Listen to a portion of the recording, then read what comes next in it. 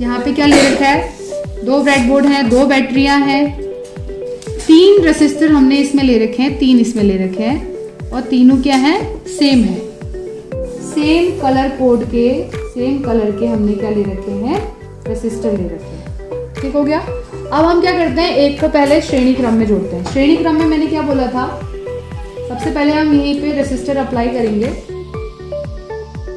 श्रेणी क्रम में कैसे जुड़ता है, एक रेसिस्टर का एक कोना दूसरे रेसिस्टर के एक कोने से आपस में जुड़ता है। ऐसे ही इस वाले का एक कोना तीसरे वाले के एक कोने से आपस में जुड़ेगा।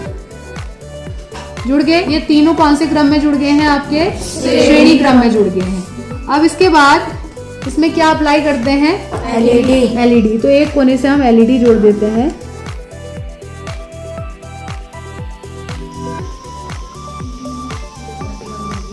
बहुत ही कम जल रहा है ना, तो कम जल रहा है तो इसका मतलब क्या है, यहाँ पे रेसिस्टेंस ज्यादा है। रेसिस्टेंस क्या है, ज्यादा है।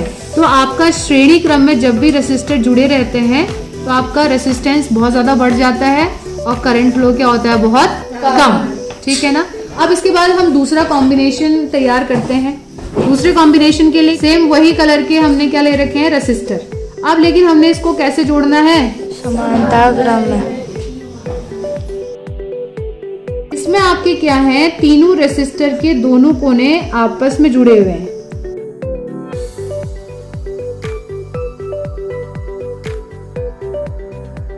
है ना, इसमें देखिए तीनों रेसिस्टर के तीनों कोने आपस में जुड़ गए हैं।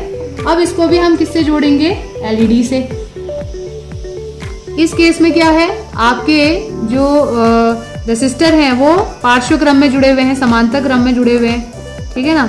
तो इस केस में आपका क्या हो जाएगा, रेसिस्टेंस की वैल्यू बहुत ही कम हो जाएगी। रेसिस्टेंस की वैल्यू कम होने की वजह से करंट फ्लो क्या हो रहा है आपका, ज्यादा।